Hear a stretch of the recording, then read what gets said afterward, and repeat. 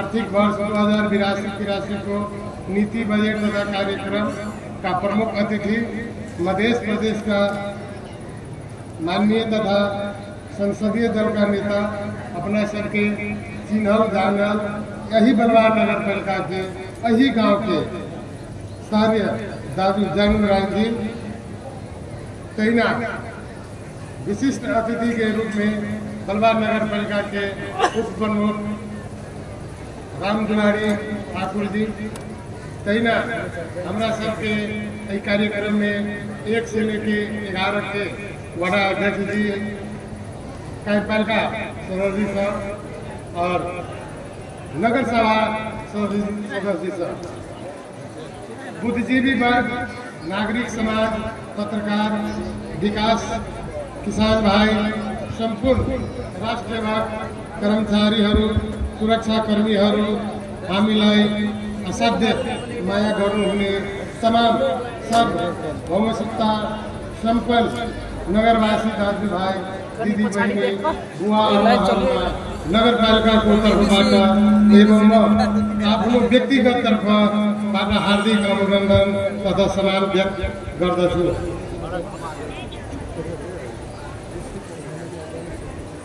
अब बलवार नगरपालिका यस ग्रामीण नगर सभा बैठकमा नगर प्रमुख को रूप में विद्यमान परिस्थिति का बीच आगामी आर्थिक वर्ष 82-83 को बजेट प्रस्तुत गर्न पाउँदा गौरव बन्ती महसुस गरेको छु।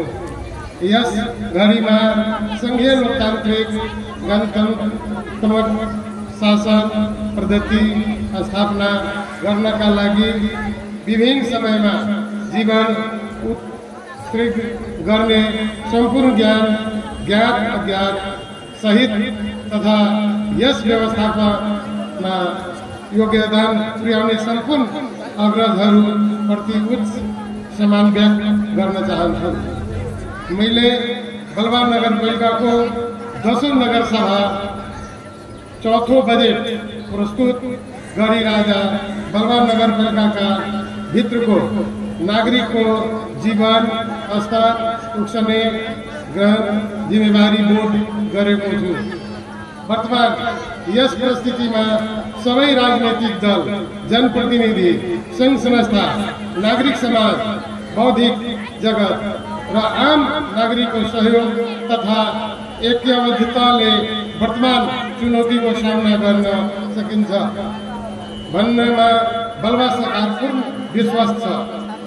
बलवार नगरपालिकाको तीव्र आर्थिक सामाजिक विकास गरी समृद्ध र सुखी बलवार नगरवासी बनाउने हाम्रो प्रमुख नीति रहनेछ।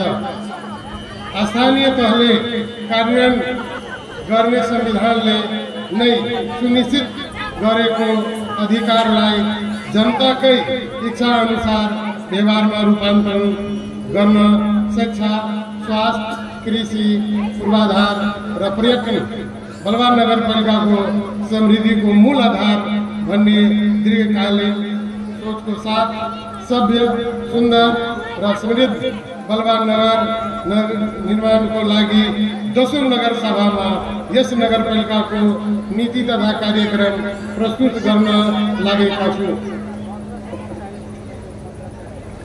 हालसम्मको प्रगति विवरण भौतिक पूर्वाधारतर्फ बलवार नगरपालिका प्रशासकीय भवन निर्माणको अन्तिम चरणमा रहेको छ।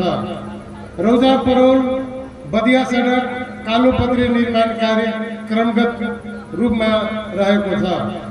कार्यस्थानमा सामुदायिक धर्मशाला निर्माणको अन्तिम चरणमा रहेको छ।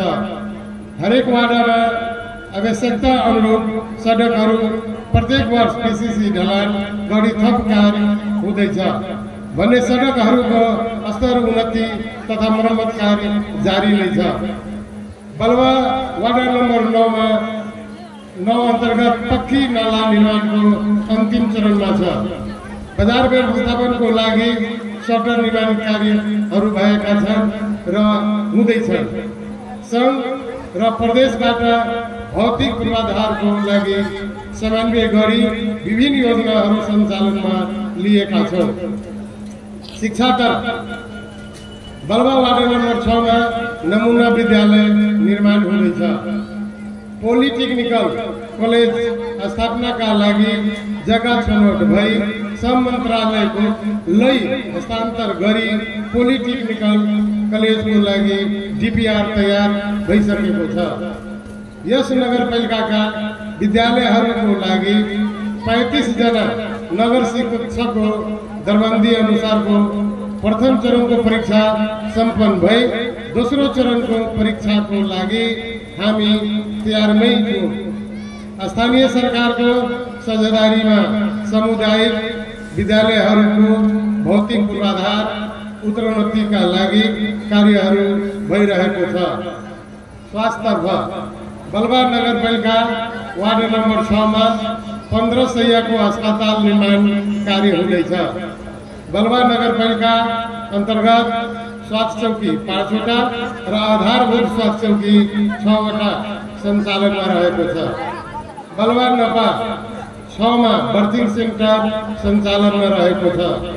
आगामी आर्थिक वर्ष में बलवा नगरपालिका वार्ड नम्बर 11 में बर्थिङ सेन्टर सञ्चालनमा ल्याउने छु।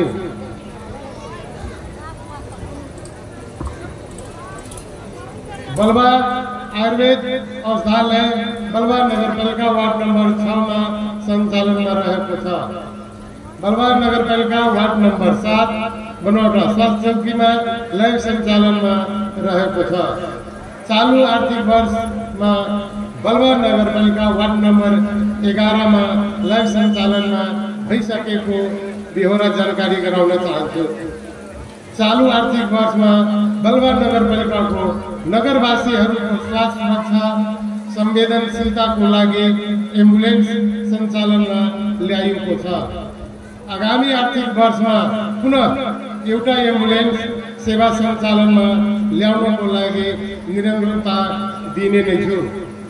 बलवा नगरवासीहरूको जनधन सुरक्षाका लागि आगामी आर्थिक वर्ष सङ्घ र प्रदेश सरकारबाट समन्वय गरी बारु यन्त्रको व्यवस्था पनि गर्ने नै छौँ। चालू आर्थिक वर्ष बलवा नगरपालिकाको स्वास्थ्य सेवालाई प्रभावकारी बनाउनका लागि MBBS doctor, staff nurse, lab assistant र साथै अनमीहरूको पदपूर्ति गरी व्यवस्थापन गरेको छु। कृषितर्फ कृषि सिंचाइका लागि बोर्डिङ विभिन्न वाडामा जडान गरिएको छ। निरन्तरता दिनेछ। यो वर्ष समेत कृषि सिंचाइको लागि थप विनियोजन गरिएको छ। प्रत्येक वार्डमा कृषि सिंचाइका लागि विद्युतीयकरण जडान भइरहेको छ र आगामी आर्थिक वर्षमा निरन्तरता दिने नै छ।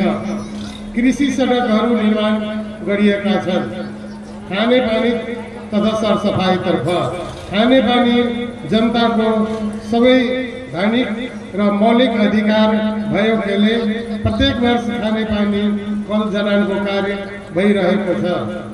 सामाजिक विकासतर्फ सामाजिक विकासका लागि विभिन्न किसिमको सिप मुलुक तालिम तथा गोष्ठीहरू सञ्चालन गर्दै आइरहेको छौँ। पर्यटन विकासतर्फ यस बलवा नगरपालिका अन्तर्गत रहेको धार्मिक स्थल कारिका स्थान, बन्चौडीघर, लक्ष्मीनारायण मन्दिर, ध्रुवकुण्ड, माई स्थान र गदाली बाबा ठाउँलाई व्यवस्थापनका लागि विभिन्न किसिमका कार्यक्रमहरू गर्दै आइरहेको छु र थप प्रभावकारी बनाउनको लागि विशेष पहल गर्दैछु। अब आर्थिक वर्ष 2082-83 को लागि समेटिएको सम्पूर्ण बजेट नीति यस नगरपालिकाका नगर उपप्रमुख रामदुलारी ठाकुरलाई प्रस्तुत गर्नका लागि अनुरोध गर्दछु।